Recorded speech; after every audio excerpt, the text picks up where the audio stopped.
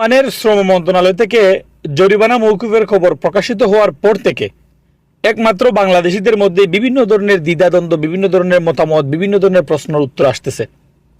এরা শুধু জরিমানাটা বাংলাদেশিদের জন্য মওকুফ করে নাই, ওমানে থাকা সার্বজনীন সব মানুষের জন্য, সব দেশের মানুষের জন্যই করেছে।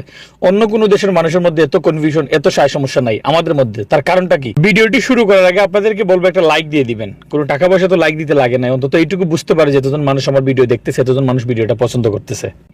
তার কারণ হচ্ছে এই যে আমি একটা ভিডিও করতেছি, আমি আমার মন করে দুইটা কথা বলে দেবো, তখন আমাকে যারা পছন্দ করে তারা আমার কথা বিশ্বাস করবে, আরেকজন আরেক রকম বলবে। এই জিনিসগুলোর জন্যই সাধারণত আমাদের মধ্যে একটা এই ধরনের পরিস্থিতি সৃষ্টি হয়। তো আপনাদেরকে সালতানাত অফ ওমানের শ্রম মন্ত্রণালয়ের কানুন অনুযায়ী তাদের যে ঘোষণা দিয়েছে, সেই ঘোষণার রুলস অনুযায়ী, অ্যাকর্ডিং টু তাদের বিজ্ঞপ্তি, সে অনুযায়ী তারা কাদেরকে জরিমানা মাফ করেছে সেটা নিয়ে আপনাদেরকে শর্টকাটের মধ্যে বলে দেব। জরিমানা কাদের জন্য মওকুফ করা হয়েছে এবং কেন করা হয়েছে?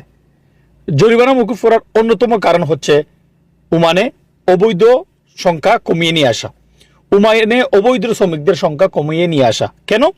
তার কারণ হচ্ছে একজন অবৈধ শ্রমিক একটা ক্রাইম করলে তাকে শনাক্ত করা, তার ডিটেলস বাইর করা, তাকে ধরার পর যে প্রসেসগুলা, এগুলো খুবই লেন্দি হয় এবং খুবই একটা অকওয়ার্ড জিনিস সৃষ্টি করে ফেলে। মনে করেন আপনার বিচার পত্র কোনো কিছু না, আপনি একটা ক্রাইম করে ফেলছেন, আপনাকে ধরলো, কে আনবে আপনাকে? কে আপনার কেস করবে? কে আপনাকে লড়বে? মানলাম আপনাকে জেল জরিমানা দিয়ে দিবে, কিন্তু এটার তো একটা শেষ আছে। আপনি তো আর মার্ডার করেন না, এটা তো একটা শেষ আছে। সো এটা দেখবে কে? সো এই জিনিসগুলোর সার্বিক দিক, শুধু এটা না, আমি এটাকে একটা পয়েন্ট আপনাদেরকে সামনে তুলে ধরেছি। তারা তাদের বিভিন্ন পলিসি অনুযায়ী তারা সার্বিক দিক বিবেচনা করে এরা সুযোগ দিয়েছে যাতে করে অবৈধরা বৈধ হয়ে যায়। তো অবৈধরা বৈধ হওয়ার জন্য সুযোগ দিলে সেটা কি হতে পারে? সেটা এটাই যে ওমানে অধিকাংশ শত হাজার হাজার শ্রমিকরা ভিসা লাগানোর জন্য অপেক্ষায় আছে, কিন্তু জরিমানা বেশির জন্য পারতেছে না। এটার জন্য কি করা যায়? বিগত দিনের 5-7 বছর, 5 বছর না 7 বছর যাবত যারা পতাকা লাগাইতে পারেন নাই জরিমানার জন্য, বিগত 7 বছর, এটাকে পলিটিক্স করবেন না, বিগত 7 বছর যাবত, আজকের দিন থেকে ধরে পিছনের 7 বছর ভিতরে যেই দিনগুলো হয়, এই দিনগুলোতে যারা ভিসা পতাকা লাগাতে পারেন নাই শুধু জরিমানার জন্য, তাদের জরিমানা মওকুফ করে দিয়েছে।